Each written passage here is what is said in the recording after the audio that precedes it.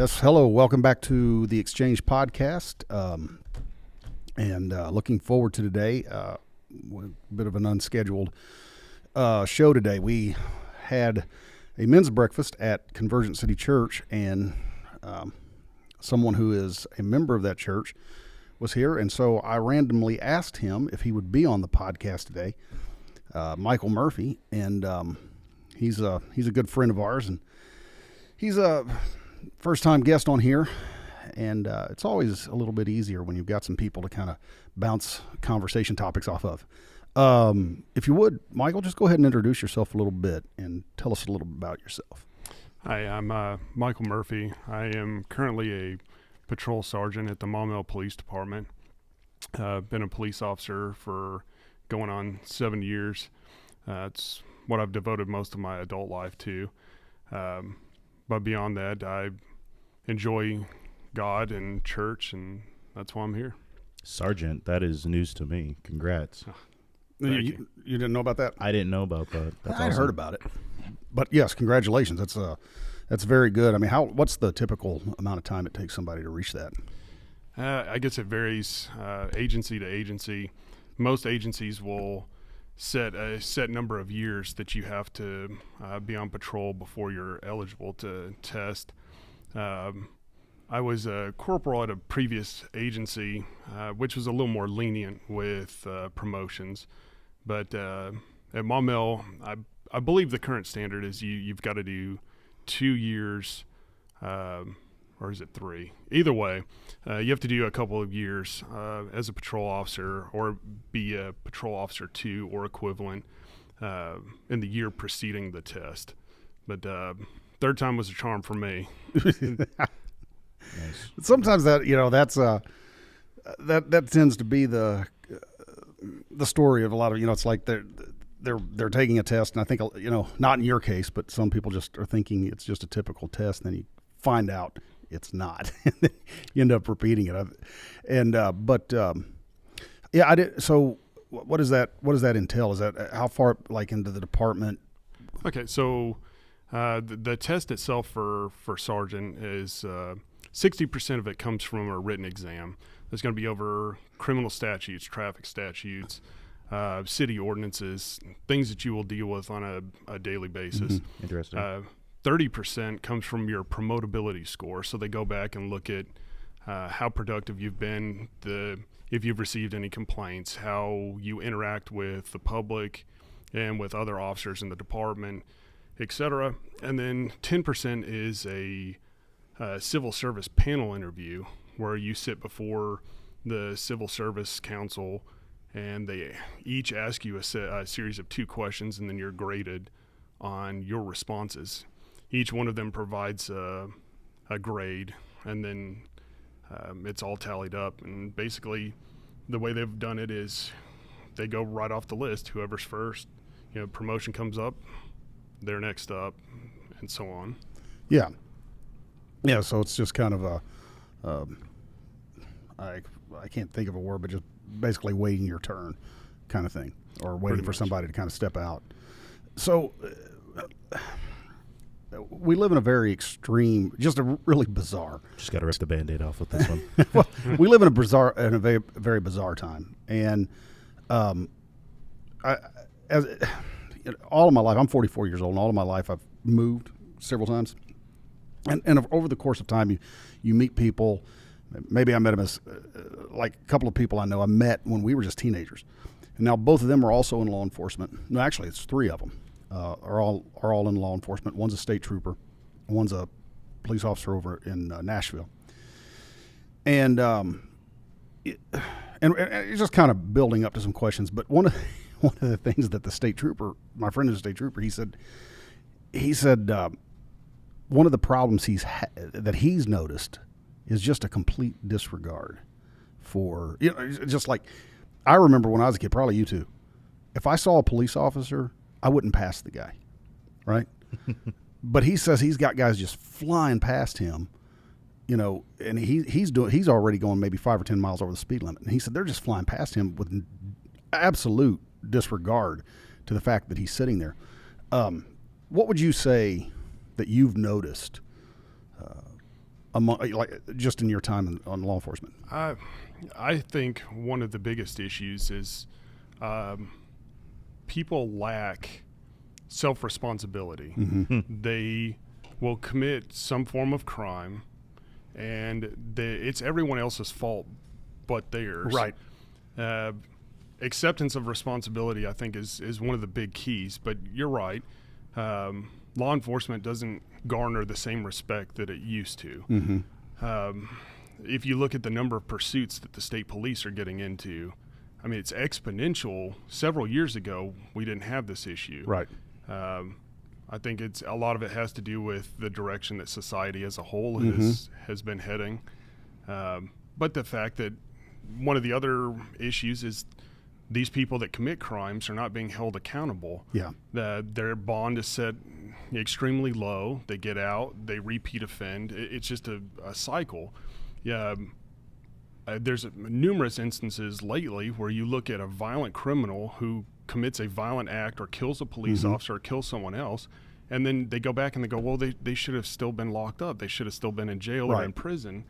But we've become soft as far as punishment for crime. Yeah. And there's not a lot of consequences for committing crimes now, not like it was, even 5-10 years ago. But as we continue to become more soft and we set low or no bail, it's only going to increase the amount of issues that society has with violent criminals. Well, and it's interesting you say one thing, that it always tends to be society's fault or someone else's fault. And we're seeing that, especially on this issue, the shooting that took place in Nashville a couple of weeks ago. And that hit national news the moment it happened. And correct me if I'm wrong, but what it seems to me is that a lot of people are trying to fall back. And I'm not saying these are not real, okay?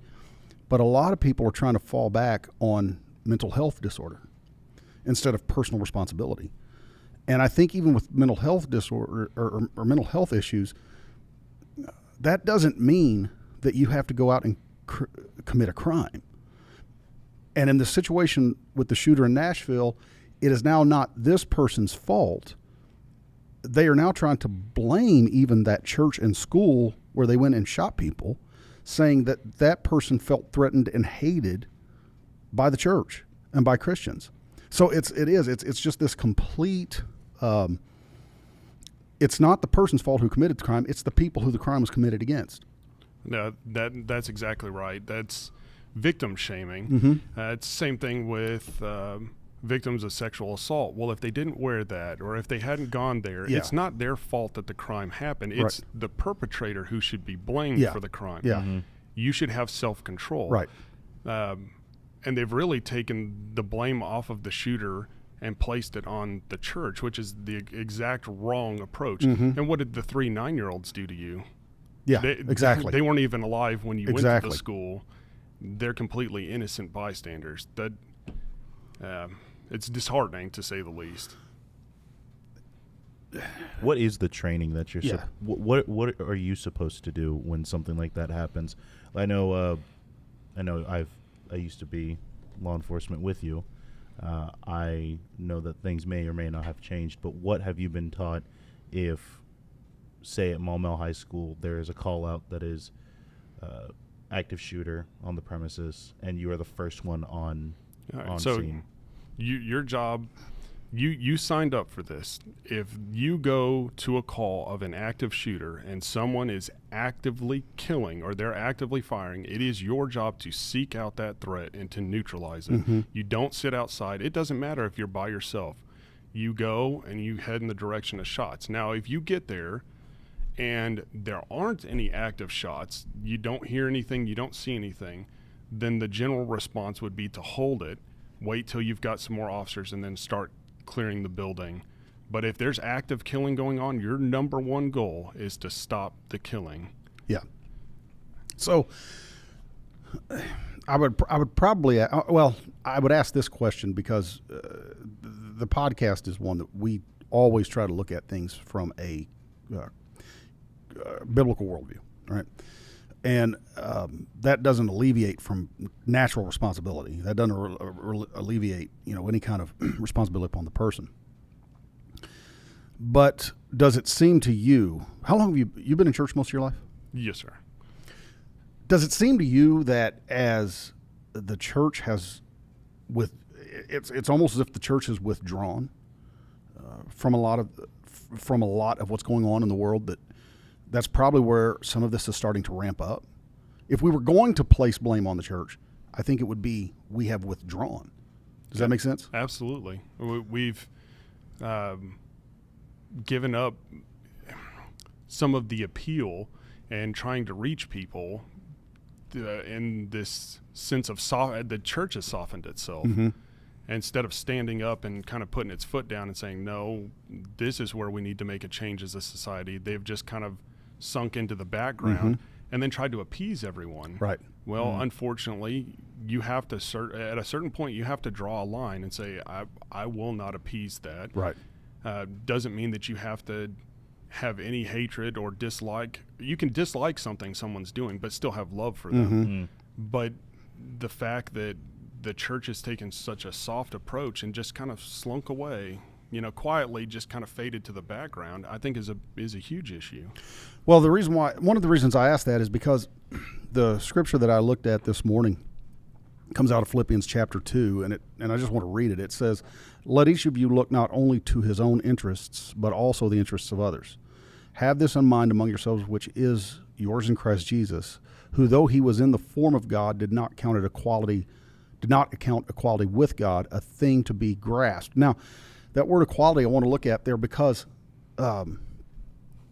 we live in a time where everybody wants to be social media influencers. And going back, and I use this, and I'm not trying to get you to agree with something. I'm just going to throw this out as a statement. But it was Senator Rand Paul who said after the lockdowns, he predicted that we would start to see more violent acts to occur because it was going to trip and bear down on mental health. And again, that's I just use that as an example. But I say this because it's as if we have used this word equality and equity, which the Bible talks about both. And we've used it in such a way that it's almost become a battle cry, if you will, of both sides. And when I look at this scripture here that's written, Paul's writing this scripture in a time when the Roman Empire was in control. And Rome was not about humility. Rome was about the more power, the more influence you had. And it's, to me, and I'm looking at this from a layman's term, but to me it just seems like that we have gotten into a point where we judge our worth on our social media presence and how much influence we can garner, which is exactly what he's talking about here, pre-social media.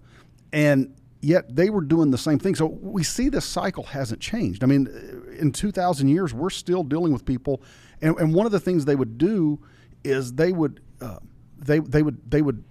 if you and I were friends and one of us were trying to, say for example, you're in law enforcement, you're a sergeant, and you're trying to increase your career, you would distance yourself from me because I wouldn't be able to do anything for you.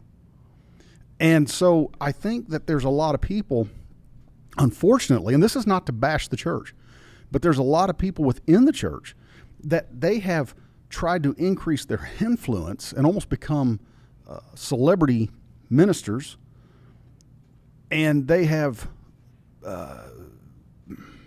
literally made some of these people feel as though there's no place to go.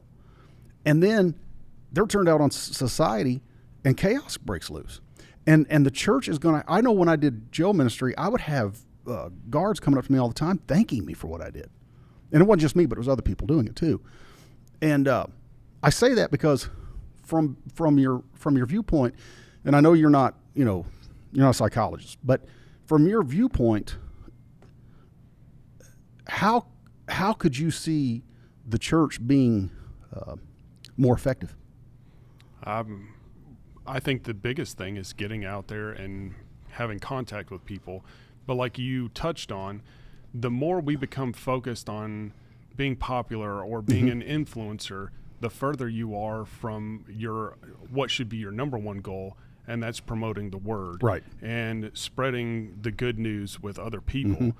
It becomes about I think the problem is it starts to become about the person, not the focus of the church. It shouldn't be on you reaching 1 million followers for yourself. It should be for God. Yeah. I feel like as a society, we've taken a turn where it's a popularity contest. Absolutely. And we're not in it for the popularity for ourselves. It's to try to win souls.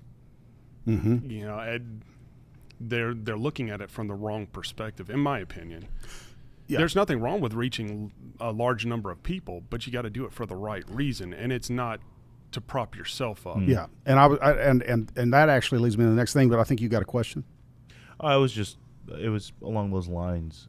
You know, how would you, let's just say, in a perfect world of now Michael is the chief, how would you want to see your local churches help out in the community with you guys, working with you? What would be a great step for law enforcement and the church? Because all in all, the church used to be a great place of free speech and discussion and showmanship of servicing the community, whereas law enforcement was just to keep the peace and the church was to kind of hold people accountable. How would you want to see your theoretical department and the faith-based organizations in your community work together? Well, I think I would like to see the churches try to reach these people that make bad decisions before they do. I've always been, I have been a large supporter of having the 10 Commandments at, say, courthouses. I understand the whole separation of church and state. However, let's just say that you followed all of the 10 Commandments, you likely wouldn't find yourself in a courthouse. Probably. No, that's right. Probably not. So I think that if the churches can reach children and reach people who feel like they have nowhere else to turn, it might possibly prevent them from making a wrong turn. Ultimately, any decision you make is on you. Right. There Absolutely. is no blame anywhere else. But if you can reach someone and go, hey, there's a different way, or show them that there are people out there that care, because a lot of people feel disenfranchised. They feel like the world has forgotten them. Sure. Nobody cares about them. But that's not the truth. Yeah. And if the churches could reach out to them, That's right. it might possibly turn their life around or put them on a better path where they don't land up resorting to a life of crime or land up making a bad decision that affects them for the rest of their life. Well, and you mentioned church and state, and I don't want to go too well. I mean, it's not a big deal if we do. But see, that there's another problem that is something that is used to propagate a way to keep the church out. Now, while I don't blame, I'm not trying to lay any other blame or responsibility off other what belongs squarely on the shoulders of the church. I'm also not afraid to say, hey, there's places where the church can't be responsible. And that's one of them, because the separation of church and state is used to propagate the ability to keep the church out of civil society. And that's not even something that's found in the Constitution, right? That was a letter that Thomas Jefferson wrote to the, I think it was the Danbury Baptist. And when he wrote it, he wasn't even in government at the time. As a matter of fact, Jefferson was not even at the Constitutional Convention in Pennsylvania. He was answering a question, and the question was basically, the government is not going to make laws that negatively affect the church because there's not a state church. And I agree absolutely what you just said. If you had the 10 Commandments, you had them in schools, and what is so wrong with the 10 Commandments? Because, and again, we see all this stuff that is going on in the schools now, and that is because of the lack of the 10 Commandments, and it would offend people. I mean, we saw what happened just last week with Riley Gaines. Did you hear about that? Riley Gaines is was the swimmer who was in the Olympics, and she swam against the Leah Thomas. An Olympic trial or something. Yeah, and so Swimmer. he's a transgender guy, and he was horrible in the male division of swimming. He came in like 486, but when he switches over, he comes in first, and so she ties with him, and they still go ahead and give him the gold medal for it.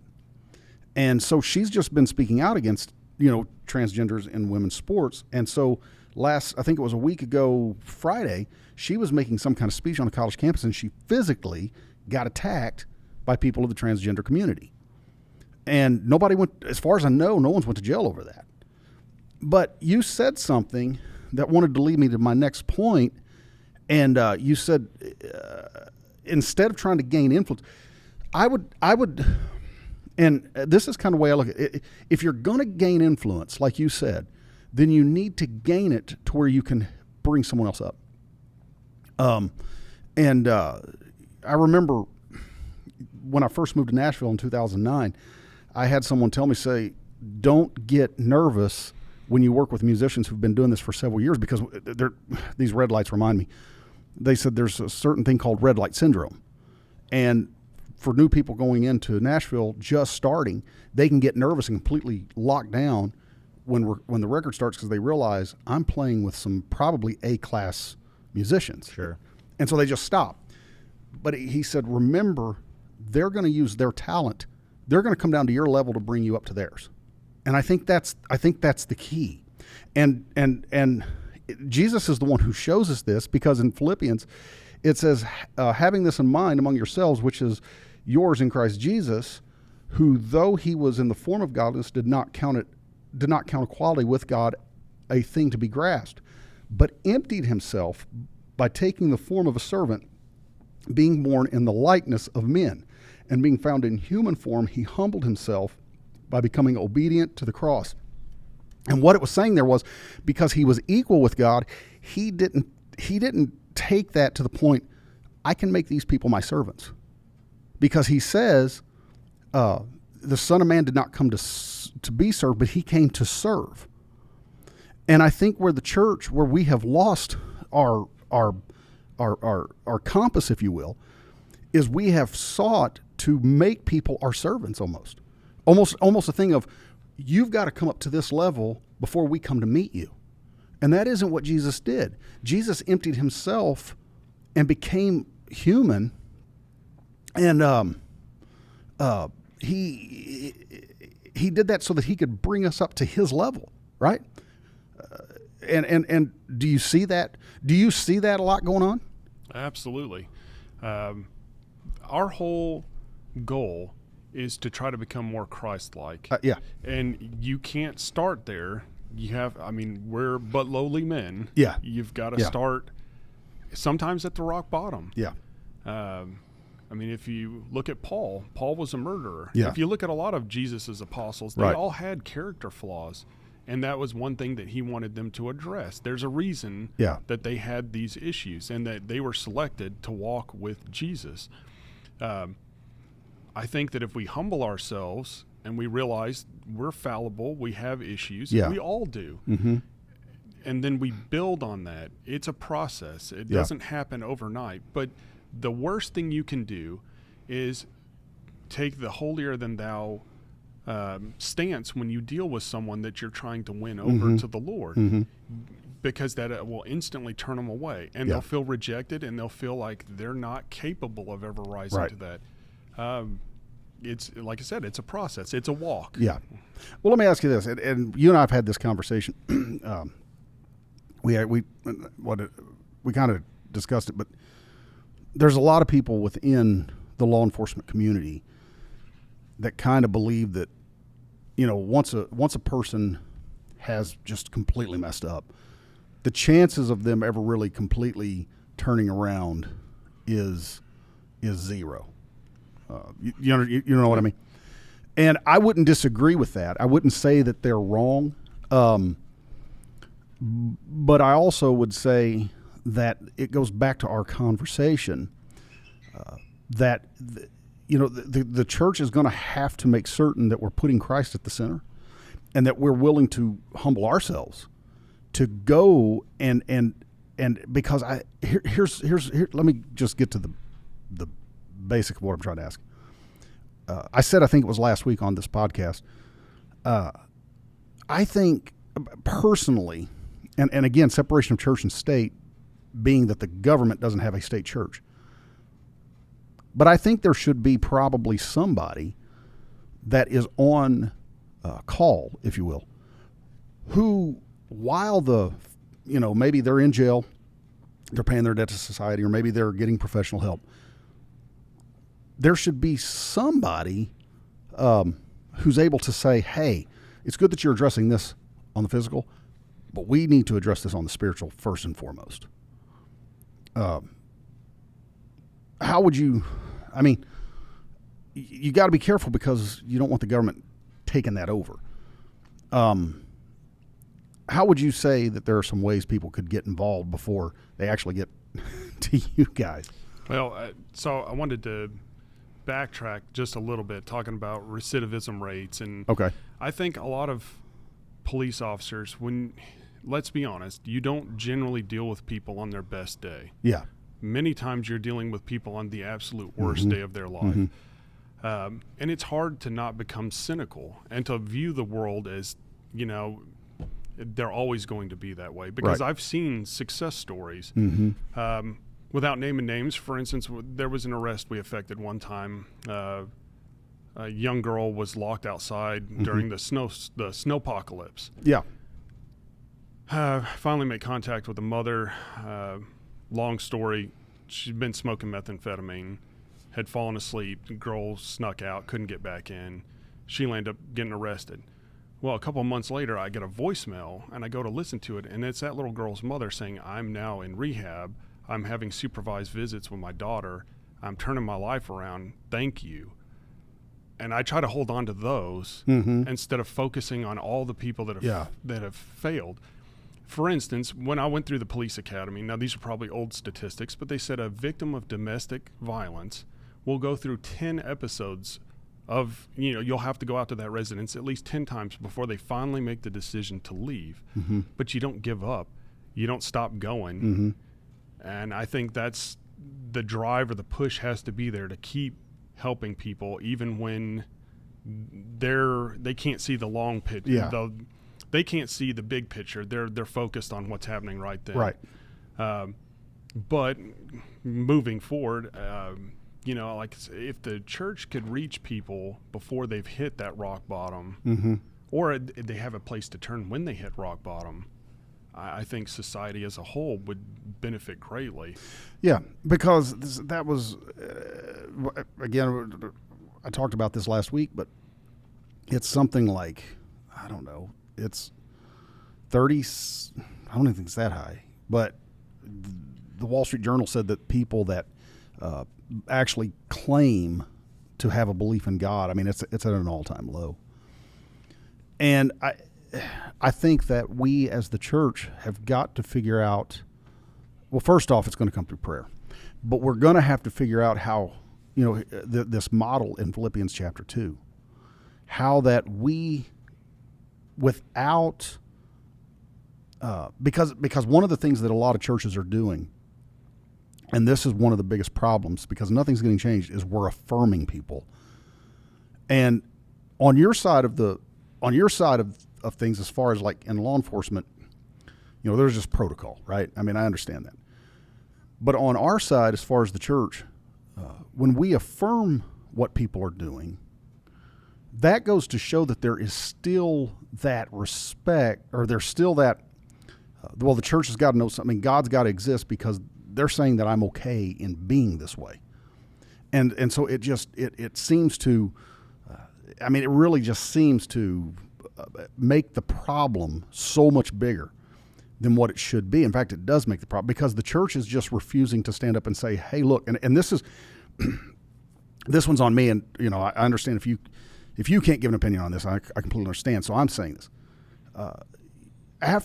and probably because I spent 11 years in Nashville. After that shooting in Nashville, I just got to a point where I said to myself, I'm not going to do it in a mean way. I'm not going to do it in a hateful way. But if someone's born a certain sex, I'm going to call them what they are. Just simply because the scripture tells us that you shall know the truth and the truth shall set you free. And the church is going to have to quit worrying about, are we going to offend someone because we say something? Or because they're not afraid to offend us. I mean, I'll give you another example. The guy that was just arrested this last week selling information, the Massachusetts National Guard guy. The media has already started in blaming him being, patriot, gun lover, somebody who loves his God.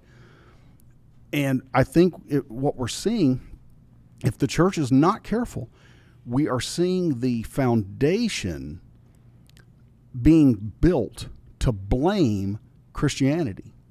And I would go so far as to say this: the church is responsible if we just sit back. Mm. No, absolutely. We can't be inactive. Yeah. Like you said, it will only compound. It will only grow if you don't address it. The only thing I'll say, going back to the other topic, is the light repels the darkness. Mm-hmm. And so we have to be the light. Mm-hmm. And sometimes that's going to step on someone's toes. Yeah. But if you don't take a stand for something, you'll fall for anything. At a certain point, you have to make a stand and say, no, this is where I draw the line. Yeah. That's it. You can do it in a professional manner. Right. You don't have to be abrasive. But I would equate it to, I love my children. But when they do things wrong, I get upset with them. I don't stop loving them. When they do something wrong, I don't. The love doesn't stop. I can dislike something you're doing, and I can disagree with it. But I don't have to. I don't have to alter everything. You know, like I can still have love in my heart. Yeah.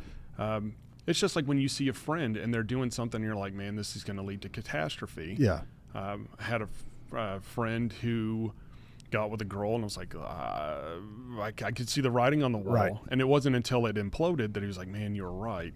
Sometimes you have to say something to someone to try to keep them from. You can see where the road is leading. You can do it in a polite way. We didn't stop being friends. Yeah. Yeah, it's probably because you didn't say, well, I told you so. Well, and that's exactly. You cannot approach it when things ultimately go the way that you predicted. Yeah. You can't come back. It's a slap in the face. It's salt in the wound. They already know they messed up. They believe me. They didn't forget your conversation. But you were probably the first person they thought of. Exactly. But you can be that firm foundation for them when they need to turn to somebody. Yeah. But if you spit in their face when you go, I told you that's how it was going to happen, you won't have any friends. Yeah, and you're right, and you're probably one of the last people that they want to see coming until they see that you're going to deal with it through grace and mercy, and you're not going to take the "hey, I told you so" attitude. And which made me think of a question when you said what you said. So how would you say? Because obviously, as a police officer, you cannot be abrasive with certain things, such as addressing. But yet, as a Christian, you also know I can't just waver on my principles here. How would you, for police officers that are listening to us, because I know there will be, how would you recommend dealing with a situation if it got to that point? So there's a couple of different angles of attack as far as this goes. But if you simply talk to people like I'm talking right now, I try to make it a point when I deal with someone who's committed a crime to not treat them any different. You're still a human being. I'm going to talk to you just like I'm talking to you now, unless you give me a reason not to. Yeah. You can demonstrate your faith, and that might get them pointed in the right direction. And if they're receptive, I have had, for instance, we had a suspect who was abusing substances, and he was like, man, I'm going to church. I'm trying to get my life turned around. And so we had a talk about, you're going to have to crucify your flesh. You're going to have to fight those earthly desires that need to fill that next fix, that need to get high again. That's going to be the cross you're going to have to bear. Yeah. but you're headed in the right direction. And, we had a whole discussion on your body is your temple. What do you think God would say about what you're doing to your body? Right. Good answer. Because he already opened that door, so we just had a conversation about it. Yeah. But if someone is not necessarily to the point where you think they're receptive, then you just demonstrate how they should act. And maybe just simply by that, there was no law enforcement action here, but for instance, one time I got a call about a guy who was sitting in the median crying. This is the previous agency I worked for. So I get out there and I'm like, hey man, what's going on? Well, he had been discharged from a psychiatric hospital and he was in his 40s. He had never ridden a bus. They had given him a bus token and a nickel to get home. And he was panicking because he didn't know what bus to get on or how to get home. And that, for him, that was extremely scary. Yeah. So what I did is I got permission. I got him in my patrol vehicle, took him down to the main bus terminal in Little Rock, took him to the office. We figured out what bus he needed to get on. And it was bus number 22. And anyway, before I left, the guy broke down crying and gave me a hug and said, "Mister, nobody's ever been so nice to me in my whole life." But that right there may possibly have changed his life for the, like giving him the right direction to follow, because that's the Christ-like thing to do. If you see someone in need, you help them. Yeah. You don't do it for yourself. You're doing it for that person and to lead them in the right direction in hopes that they will eventually make the right decisions. Yeah. And, and by you doing that, that tends, those are the stories. And that's one of the reasons why I like bringing, guys like yourself on here, because those are the stories that the media, and I blame the media because the media keeps everything, and I don't care who they are, name any of the news media outlets out there. They love to keep that fueled. They love to, it's us versus the man kind of thing. And one of the things that you're hearing so much right now is, if you listen to too much talk radio, you've got people, talking possible, bloody revolution violence. And that is not, I believe in defending ourselves. Jesus told his disciples, go buy a sword. So I believe in defending ourselves. But I also believe that, law enforcement, they're part of the authority that God has established. He said, Jesus said, those that bear the sword, they don't bear it in vain. And he's talking about law enforcement. And, or that was Paul rather. But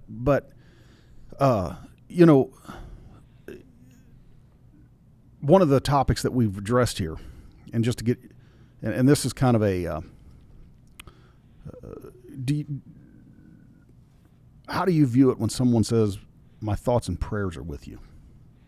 What would you add? What would you, if you could, add to that? Well, so the thing is, I appreciate thoughts, and I definitely appreciate prayers. But I would prefer for people, if you truly support law enforcement, to be more vocal or to be out there, to not. I'm trying to figure out how to phrase it correctly, but it's one thing to come up and kind of whisper it to you, but like publicly affirm it. Right. By and large, the police are not out to get people. It's an absolute misconception. And so what the news does, the media will take, something that happens somewhere and they'll blow it up and they'll make it seem like that happens everywhere, which is absolutely not the case. If you look at what the Scorpion unit in Tennessee did, that doesn't happen. It should have never happened. And if you go back, I won't delve into all of what you're talking about the Memphis situation, right? Yes, sir. Okay. What led up to that, but the way they were acting, none of those guys were worthy of wearing a badge. Right. They acted like a street gang, and basically they were. And they thought because they wore a badge and they had a gun that they had the authority to do whatever they wanted, which couldn't be the furthest from the truth. My belief is that, and it is true, as a police officer, you are held to a higher standard. Yeah. So you have to conduct yourself, when someone's cursing in your face and threatening your family, you have to remain calm and professional. Yeah. And sometimes that's incredibly difficult to do. But if you can't do it, then you probably ought to look at doing something else with your life. Yeah. And, you have people in every profession that shouldn't be there. Right. You have to want to do it for the right reasons. Yeah. Well, and you mentioned that every profession. As a matter of fact, I was listening to something the other day that there was a minister, a nationally known minister, who about 2 or 3 years ago, he had a moral crisis, and he was removed from ministry, which he should have been. And there's been a lot of people who have tried to say, well, maybe that was that was overreacting. They shouldn't have done that. But when you are put in a position of authority, just like I quoted earlier, when the Bible tells us that all authority comes from God, and Jesus tells Pilate, he says, you have no authority except for that which comes from the Father, or comes from above. It serves to the betterment of the community in general when those that have authority, just as we read here in Philippians, he did not see being equal with God as something to be grasped. When we're in a position of authority, it does us better to just simply go, hey, if I abuse this, I'm going to be held to a much higher standard. And I think that's where a lot of people fail to do. And, and I think it would do us a whole lot better. You got anything to add? No.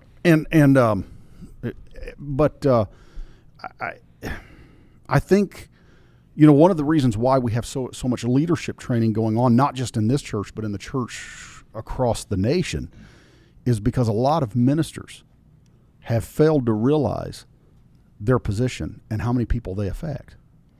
And I think the church is going to have to, we're going to have to do better at reaching the people instead of trying to, like they did in Philippians and even still today, distancing ourselves from people who we don't feel can do us better. We need to be able to use our influence to build people up. Yeah. Absolutely. Yeah, it's really one of those things where, if your right hand is doing something wrong, you're supposed to cut it off. That goes for you individually, but I think we can all agree that, for the most part, cutting out certain people and realizing certain people shouldn't be in positions of authority or shouldn't be in positions of, authority in law enforcement. I mean, it came to my attention that I shouldn't be in law enforcement. And to touch on that, I'm just going to kind of go off the rails a little bit and just talk about, Michael is that law enforcement you want pulling you over. I talk about Chandler like this too, but for those of you who are listening, Michael has been definitely a stand-up guy, not only in law enforcement but at the church. He'll quickly pray for you as much as he will tackle you if you're doing something wrong. But that's something you need, something to pray for you strive after he for. tackles you. Huh? Well, yeah, both, I guess. But how would you said you love your kids. You have a little a little gremlin that runs around church sometimes, and he is looking up to you. How would you, because we don't talk about this that much because you and I aren't parents, Thomas, but how are you taking the steps to raise him in the way of being someone like you, in the sense that having that character? Well, so I think one of the most important things is, despite how much of a disruption he causes, he comes to church. Yeah. I want him to have a firm foundation and a good moral compass. And I think that starts at a young age and being around people who make good decisions so that he can learn, because let's face it, children replicate whatever they see. Yeah. And so that's not always the case, but as a general rule, they're going to do what they see you do. And if they look up to you, you need to make sure that you're doing the right thing, because he's going to build his view of the world essentially piggyback off of my view of the world. That's right. And so I have to be extra careful on, because I want to project him in the right direction. Obviously, when he becomes an adult, he's going to have to make his own decisions. Yeah. But I want to set him on the right path so that demonstrate for him how he should act. Yeah. And I'm by no means perfect. I have faults, but part of that raising children forces you, or should force you, to address your own iniquities, your own faults, so that you don't send that down the next generation. I want to see them succeed, so I want to give them every tool to succeed. And part of that is simply giving them a good demonstration of how it should be done. You think that has any bearing when you as law enforcement? If you've got to arrest somebody, you're kind of looking at them saying, how would I want my child treated? Absolutely. But that there's a flip side to that too. So I worked in investigations for a while, was a detective, and some of the cases that were particularly difficult from the standpoint of a father is having to deal with, for instance, a young girl who was sexually assaulted. Yeah. So I want to go out of my way to treat them like I would treat my own daughter. Sure. Because that is somebody's daughter. And but on the flip side of that is I deal with people who have made poor decisions, but I take it upon myself to try to point them in the right direction. So, the way I had always looked at it is, if I could ever truly change at least one person's life, it made it all worth it. All the long hours, the stress, being cursed at, spit in the face, fighting people, there's a lot of downsides, but it would all be worth it if I could truly change someone's life. And I feel like I've done that on multiple instances. Sure.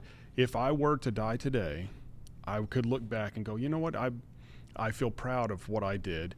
I don't have any regrets. But that goes back to trying to remain professional and keep the standard, so that when you go back, you go, man, I didn't handle that very well, or I didn't do well there. If you maintain that level of professionalism, you never have to go back and go, well, I wish I would have done this, or I wish I would have done that. It's holding yourself to a high standard, so that is the standard. Yeah. But like I said, all in all, I just hope that I had positively affected even people that I have to arrest. Yeah. I hope that I made a positive influence on them, so maybe at some point their life will turn around. I mean, you never know. Well, and it's probably, too, the best way to probably look at it is from a standpoint of, it is the best way, is from a standpoint of Christ died for them just as he did me. When I travel around and I preach in different churches, I speak in different churches. And behind every pulpit, I said this last Sunday, I was at a church in Southwest Arkansas. The faces may be different, the building may be different, but there's the one common thread, and that is we're all souls that Christ died for. And even when you are pulling someone over and you're going to have to enforce the law, I would imagine there's something there that kind of goes, I've got to do this, but how can I best bring glory to God even in this? Well, and so one of the ways I've tried to do that is Maumelle, for instance, has a city ordinance for unsafe driving. Okay, so let's take a vehicle that I use this example. I stop someone for doing 18 over. 18 over for me is past my threshold where you're not going to get a warning, you're going to get a ticket. However, she had a good driving record, no previous incidents, so I wrote her a ticket for unsafe driving as opposed to speeding. That way it doesn't affect her insurance, doesn't count as points on her license. You still got to get a ticket. At a certain point, there's a lot of discretion in certain areas of law enforcement. Yeah. And so, I have a pretty hard rule that if you're doing more than 15 over, you're going to get a ticket. Yeah. But I can work with you. And just because you've got to get a ticket for that doesn't mean I have to write you a ticket for not having proof of insurance. Or there's a lot of discretion where you can work with them. When you go to effect an arrest, as long as it's certain misdemeanors, you have the choice of whether you're going to pursue charges or not. And so I honestly, I've had a lot of people that I had to write them a ticket, or I felt that I was obligated to write them a Yeah. ticket. You know, at a certain point, if you're doing 20 plus miles an hour over the speed limit, you could even look at possibly a reckless driving charge as opposed to just speeding. Yeah. But, you know, like working with them, and I can't tell you how many times people are thankful when you're done, because you're like, look, I could write you a citation for this, and this, but I'm going to try to work with you. Or, you know, instead of speeding, I'm going to do the city ordinance, Right. so that it doesn't adversely affect you in the future, but you have got to slow down. Yeah. But that's one of the great things is, you know, using that discretion and showing a little humility and trying to, even though you have a job to do and there are certain things that you absolutely have to enforce. Yeah. There's some areas where you can work with people. So one of the questions I kind of wanted to ask too, and I believe you've even said that you feel as though God is directing you, calling you into maybe even more of a minister standpoint. So do you try to bring that as well into what you're doing right now? But, you know, other than, you know, there's Officer Murphy, and then there's never Officer Murphy and Christian Murphy, but, you know, if you've, you know, different things that you feel like God has dealt with you, because we've kind of talked about this before. You've kind of felt like as though God has dealt with you in the past, even from your childhood, of certain plans and desires that you feel like He has for you. Do you find yourself sometimes trying to, or feel like you need to exercise that calling even in this position you're at right now in life? Absolutely, because you have a plethora of people that need good news. And so it's a great platform to reach people who need direction. They need, but lack of a better term, they need God. They need Jesus. Yeah. I mean, they literally do. Mm-hmm. They're starving for something and they don't know what it is. Yeah. And it's a perfect way to reach some of those people. Not all of them will be receptive. Mm-hmm. But like I said, if you just save one, and then that one person goes and then they talk to a couple of their friends, I mean, it's exponential. You never know the influence you have. You might change someone's life, who in turn changes someone else's life, and it cascades. Yeah. And there's an abundance of people who have hit rock bottom that need something. Yeah. And like I said, unfortunately, you deal with a lot of people at their lowest point. Yeah. When they desperately need something, and you can point them in the right direction. And he just showed me we've got a few minutes left, but there's one question I want to ask, and maybe this hasn't happened to you. How many preachers have you pulled over who tried to use that as an excuse to get out of a ticket? Honestly, I don't think that's ever happened. It's ever happened? I've had plenty of the others. best excuse? A lot of them will. No, here's why. I got a couple of my friends. In fact, my friend who I've told you, he's a pastor. He's not just a state trooper. He's a pastor. Yeah. And he said, I don't even mention to them that I'm a pastor. He said, I just tell them, hey, you're giving us a black eye when you do this, because there's no telling how many law enforcement people that he's been. And I asked that because I'm going, you know, I wish people would stop that. Because you're sitting here breaking the law and you're expecting your privilege in life. Going back to what I was reading, you're expecting your privilege, and I say with that with quotation marks, in life, to get you out of paying the penalty for the mistake you made.